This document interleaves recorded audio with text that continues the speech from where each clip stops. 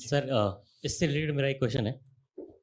क्योंकि हम Hindi versus English, या आप बोल सकते हैं रीजनल वर्सेस इंग्लिश के बारे में बात कर रहे हैं, तो मैं आपका मत इस चीज़ पे जानना चाहता था कि क्योंकि दृष्टि आईएएस इंग्लिश वर्सेस हिंदी या इंग्लिश और हिंदी दोनों में कोचिंग्स चलाती है, तो अभी तक का आपका जो एक्सपीरियंस रहा है हिंदी मीडियम के स्टूडेंट्स के साथ और इंग्लिश मीडियम के स्टूडेंट्स के साथ, तो दोनों स्टूडेंट्स में बेसिक फंडामेंटल डिफरेंस क्या होता है?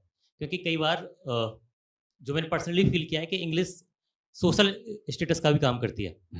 अगर आपको लगता है कि बेसिक फंडामेंटल डिफरेंस है, तो उसको किस तरीके से कंप्लीट किया, गैप को कैसे कंप्लीट किया जा सकता है? किसी भी समाज में दो भाषाओं के बीच में स्टेटस का अंतर होता है, बहुत लाजमी सी बात है ये। आज के दौर में यदि आप अंग्रेजी बोलते हैं तो हिंदी वाले की तुलना में आपका सम्मान ज्यादा हो जाता है, जबकि आपने ऐसा कुछ किया नहीं, उसके लिए आपने केवल एक भाषा बोली है। और भाषा बोलना ऐसी कौन सी बड़ी बात है, कोई भी बोल सकता है भाषा, तो है ना। लेकिन मामला इतना नहीं है। अगर आप अपने गांव जाएंगे जहां कोई अंग्रेजी नहीं बोलता, वहां जो शुद्ध हिंदी बोलेगा वो वहां की बोली बोलने वालों की तुलना में ज्यादा सम्मान का अधिकारी हो जाएगा। ये डिबेट अगले स्तर पर हिंदी बनाम बांग्ला में आ जाएगी। बंगाल में जाएंगे तो शुद्ध बांग्ला बनाम जो लोकल बांग्ला है उसके बीच में झगड़ा हो जाएगा। संस्कृत के जमाने में अगर आप कालिदास के नाटक पढ़ें, कालिदास के नाटकों के बारे में कहते हैं कि जो निम्न सामाजिक स्थिति के पात्र हैं वो अभ्रंश बोलते हैं और जो उच्च स्थिति के लोग हैं संस्कृत बोलते हैं। वहां संस्कृत और अभ्रंश के बीच में ये गैप है, स्टेटस का गैप है। जब भारत में मुगल शासन चल रहा था, फारसी बोलने वाले ऊंचे समझे जाते थे और जो हिंदुस्तानी बोल रहे थे वो नीचे समझे जाते थे। किसी भी समाज में भाषा स्तरीकरण का, स्ट्रेटिफिकेशन का एक माध्यम बनती है। इसको आप रोक नहीं पाएंगे चाहे कुछ भी कर लें, ये तो होगा। इसलिए ठीक बात है कि आज हिंदी जिस स्थिति में है, हम अंग्रेजी की तुलना में सामान्यतः कमजोर माने जाते हैं, और ये स्थिति हिंदी के साथ साथ बाकी भारतीय भाषाओं की भी है। बोलियों की स्थिति और खराब है। मैं कम से कम खड़ी बोली हिंदी बोलता हूँ तो मेरा स्टेटस ऊंचा है। कोई भोजपुरी या ब्रजभाषा बोलेगा तो हो सकता है कि मैं इस भाव से देखूंगी तुम्हारा स्टैंडर्ड तो मुझसे कमजोर है भाई, मैं तो कम से कम मानक हिंदी बोल रहा हूँ। ये एक चेन है पूरी की पूरी, ये केवल दो लेवल्स नहीं है, ये मल्टीपल लेवल्स में समाज बटा हुआ है भाषा के नाम पे, और ये दुनिया के हर समाज में होता है, ये केवल भारत की बात नहीं। इंग्लैंड जाएंगे तो जो क्लासिकल इंग्लिश बोलेंगे और जो वहाँ की कोलोक्वियल इंग्लिश बोलेंगे उसमें अंतर आपको दिखेगा। और वहाँ भी चलता है, 4 कोस पे बदले पानी, 8 कोस पे बानी, बहुत प्रसिद्ध मुहावरा है, और ये केवल भारत में नहीं। मैं इंग्लैंड या अमेरिका जब यात्रा पे गया तो वहाँ अच्छे से दिखता है कि दो शहरों के बीच की अंग्रेजी में ठीक ठाक अंतर आ जाता है। उसमें भी स्टैंडर्ड का अंतर आता है कि ये तो लिवरपूल की इंग्लिश बोल रहा है, हम तो लंदन की इंग्लिश बोलते हैं, वहाँ भी ये सब चलता है। ठीक, तो पहली बात तो ये हुई। दूसरी बात ये कि क्या अंग्रेजी और हिंदी माध्यम के बच्चों में कोई अंतर होता है, क्योंकि अब हम दोनों भाषाओं में काम करते हैं। हमने पहले तो करीब 17-18 साल केवल हिंदी में काम किया, पिछले 4-5 साल से हमने अंग्रेजी में काम किया। वेबसाइट से शुरू किया, फिर मैगजीन पे किया, फिर यूट्यूब चैनल पे किया, फिर क्लासेस शुरू की। और अच्छी बात है कि अंग्रेजी में जितनी हमें उम्मीद थी उससे बहुत ज़्यादा भरोसा बच्चों ने हम पे जताया, और हम पूरी कोशिश कर रहे हैं कि उनका भरोसा बिल्कुल भी दरकने ना पाए, टूटने ना पाए। हम बड़े कृत संकल्प हैं इस मामले में। हमारे पास जो बच्चे अंग्रेजी माध्यम में हैं उनकी संख्या काफ़ी ज़्यादा है उन बच्चों की, मैं उनसे कई बार मिलना होता है। देखिए, अंग्रेजी जानने वाले भारत में कितने तरह के लोग हैं। कुछ हैं जो अंग्रेजी में सोचते भी हैं, अंग्रेजी में इमोशनल भी होते हैं, अंग्रेजी बोलते भी हैं, अंग्रेजी लिखते भी हैं। ऐसी आबादी देश में मुश्किल से 1% के आसपास होगी। वो लोग हैं जिनके माता पिता भी अंग्रेजी बोलने वाले हैं, उनकी अगली पीढ़ी के बच्चे अंग्रेजी के कॉन्वेंट स्कूल में गए, वो अपने बच्चों को डांटते भी अंग्रेजी में हैं, घर के अंदर इमोशनल बातें भी अंग्रेजी में करते हैं, सब्जियों के नाम भी अंग्रेजी में बोलते हैं। वो एकदम ठेठ अंग्रेज लोग हैं जो गलती से भारत में पैदा हो गए हैं। वो दरअसल उनकी मानसिक नागरिकता यूके या अमेरिका की है, दैहिक नागरिकता भारत की है, पासपोर्ट भारत का है, लेकिन वो दरअसल अंग्रेज लोग हैं जिनको भारत की भाषा नहीं आती। मेरा ऐसा 1-2 लोगों से आज तक सामना हुआ है, भारत में रहते हैं और यूपीएससी में कंपलसरी हिंदी में हर साल फेल हो जाते हैं क्योंकि उनको हिंदी आती नहीं है बिल्कुल भी।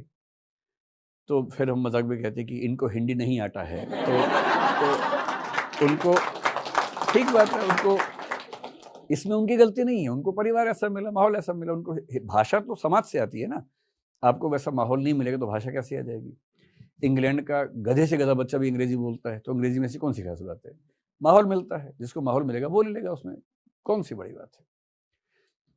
दूसरा समाज हिंदी या भारत में ऐसा है जिसके लिए अंग्रेजी ज्ञान की भाषा है, जैसे मैं जब स्कूल में था, अंग्रेजी माध्यम पहली बार शुरू हुआ, मैं भी शौक में चला गया, फिर फेल हुआ तो वापस आ गया हिंदी माध्यम में। इंग्लिश आती नहीं थी, इंग्लिश मीडियम में कैसे काम चलता मेरा। लेकिन जो बच्चे हमारे स्कूल में अच्छे पढ़ने वाले बच्चे थे, अंग्रेजी माध्यम वाले, वही बात हिंदी में करते थे। बात करना, प्यार मोहब्बत की बात करना, दुश्मनी की बात करना, गाली गलौज करना, सब हिंदी में करते थे। केवल साइंस पढ़ते हुए अंग्रेजी में नोट्स बनाते थे, अंग्रेजी में याद करते थे, समझते हिंदी में थे क्लास में, इंग्लिश में नोट्स बनाते थे, इंग्लिश में लिख के आ जाते थे। इसको इंग्लिश मीडियम कहते थे हमारे स्कूल में। अभी यूपीएससी में इंग्लिश मीडियम ऐसा ही होता है। आपको आश्चर्य होगा कि इंग्लिश मीडियम में जो यूपीएससी की संस्थाएं हैं, दिल्ली की बात मैं करूं, अगर आप पूरा अंग्रेजी बोल दें, जब मैंने पहली क्लास ली इंग्लिश मीडियम में तो मैंने पूरी क्लास इंग्लिश में ली, मतलब मैं इंग्लिश में भी लगभग बराबर सहज रहता हूं।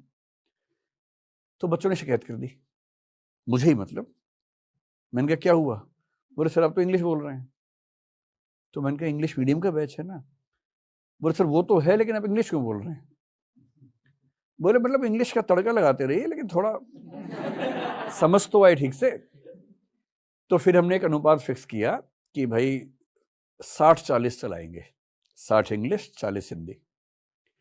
5-7 दिन लगते हैं हमें ट्यूनिंग करने में, फिर टीचर की ट्यूनिंग हो जाती है। वो 2 सेंटेंस इंग्लिश बोलता है, फिर एक खड़ाक से हिंदी में ले आता है। बेशक उसी बात को एक्सप्लेन कर दे, एग्जाम्पल दे दे हिंदी में, एक जोक हिंदी में क्रैक कर दे, तो बच्चे ठीक से समझते हैं, वरना नाराज हो जाते हैं। तो जो बच्चे हमारे सामने हैं उनकी कॉग्निटिव लैंग्वेज इंग्लिश है, ज्ञान की भाषा अंग्रेजी है, उनकी बातचीत की भाषा, जीने की भाषा, संस्कृति की भाषा, आनंद की, मनोरंजन की, इमोशंस की भाषा हिंदी है। कुछ बच्चे ऐसे आते हैं जो बंगाल से आते हैं, महाराष्ट्र से आते हैं, गुजरात से आते हैं। हमारे पास ज़्यादा बच्चे आते हैं आर्यन लैंग्वेजेस वाले इलाके से। आर्यन का मतलब बंगाल, असम मान लीजिए, गुजरात, महाराष्ट्र, ओडिशा, यहाँ तक मान लीजिए। जो द्रविडियन 5 लैंग्वेजेस या 4 लैंग्वेजेस हैं दक्षिण भारत की, वहाँ से बच्चे हमारे पास कम आते हैं, क्योंकि उनको क्या चाहिए कि ऐसा टीचर जो 60 इंग्लिश 40 तमिल बोले, या 60 इंग्लिश 40 तेलुगु बोले, वो हम नहीं बोल पाते हैं। तो उनकी प्रेफरेंस वो संस्थाएं हैं जहाँ पर तमिल तेलुगु थोड़ा सा तड़का लग जाता है। हमारे पास आने वाले बच्चे ज़्यादा वो हैं जो अंग्रेजी और हिंदी को मिक्स करके समझते हैं, और बच्चे लगभग वैसे ही हैं, बच्चों में बहुत अंतर नहीं है। ये ज़रूर है कि उन बच्चों से बात करके ये दिखता है कि उनको बचपन से एक्सपोजर थोड़ा सा ज़्यादा मिला है। इसलिए जो क्लास हिंदी माध्यम में अगर 40 दिन में पूरी होगी तो वहाँ शायद 35 दिन में पूरी हो जाएगी, क्योंकि उनका थोड़ा सा बैकग्राउंड पहले से बेहतर होती है। इसके अलावा सारे हैं तो होमो सेपियंस सेपियंस ही, एक ही तरह के जोक पे ये भी हंसते हैं वो भी हंसते हैं, और इमोशन सबके सेम ही है, कोई खास अंतर ऐसा है नहीं। ठीक। गुड आफ्टरनून सर, मेरा नाम शिवानी है, मैं भी यूपीएससी की तैयारी कर रही हूँ। तो जो मेरा सवाल है वो बहुत सारे एस्पिरेंट्स का होता है कि हम जब यूपीएससी की तैयारी कर रहे होते हैं तो जो एक सवाल आता है कि हम ऑनलाइन एजुकेशन प्रेफर करें या ऑफलाइन एजुकेशन प्रेफर करें, तो इस पर आपकी क्या राय है? क्योंकि एक विकल्प ऐसा भी होता है जब हम हाइब्रिड एजुकेशन चूज करते हैं, तो इस पर आप क्या बोलेंगे? ये कोविड का बहुत बड़ा योगदान है कि हमारे पास एक नया ऑप्शन कम से कम क्रिएट हो गया है कि ऑनलाइन या ऑफलाइन। ये प्रश्न केवल पढ़ाई का है नहीं, व्यापक प्रश्न है। जैसे आजकल टेलीमेडिसिन भी उपलब्ध है, अगर आपकी तबीयत खराब हो आप डॉक्टर से ऑनलाइन अपॉइंटमेंट ले सकते हैं, वीडियो कॉल पे बता सकते हैं कि मेरे सिर में दर्द है, वो वीडियो कॉल पे आपके सिर को क्लोजअप पे देखेगा कि कहाँ दर्द है, आप दबा के दिखाएंगे, वो कहेगा थोड़ा इधर दबाओ, फिर आप इधर दबाएंगे, फिर इधर दबाएंगे, यहाँ दर्द है, यहाँ दर्द है, यहाँ दर्द है, नहीं दर्द है। फिर वो अंत में कहेगा कि लगता है कि कोई नाम बोलेगा अच्छा सा तकनीकी नाम, कि लगता है आपको ये हो गया है, तो इसके लिए आपको दवाई मैं अभी लिख के व्हाट्सएप कर रहा हूँ, आपको दवाई खरीद के खा लीजिए। आपको इलाज तो मिल ही गया, पर अधिकांश मामलों में संतोष नहीं मिलता है। लगता है कि ठीक से दबा के देख ले सिर तो ज़्यादा सही डायग्नोस कर पाएगा। फिर आप चाहते हैं कि मैं डॉक्टर के पास जाऊं, डॉक्टर आमने सामने बैठ के बातचीत भी करे, और जो भी चेकअप्स करने के बाद फिर बताए कि मुझे कौन सी दवाई की ज़रूरत है। ये सिर्फ यहाँ नहीं है, ये हर फील्ड में है। डेटिंग आप लोग ज़रूर करते होंगे आजकल, कोई ना कोई ऐसी ऐप यूज़ करते होंगे। टिंडर यूज़ करते होंगे आप लोग जनरली ना, या हिंज यूज़ करते होंगे शायद। मुझे किसी बच्चे ने बताया कि ये 2 ऐप्स ज़्यादा चल रही हैं इस समय। तो आप शुरू करते हैं वहाँ से, राइट या लेफ्ट स्वैप करके, जब फाइनली लगता है कि कोई व्यक्ति ठीक मिल गया है, जैसी बात आगे बढ़ती है फिर आप चाहते हैं कि ऑनलाइन से ऑफलाइन शुरू हो, क्योंकि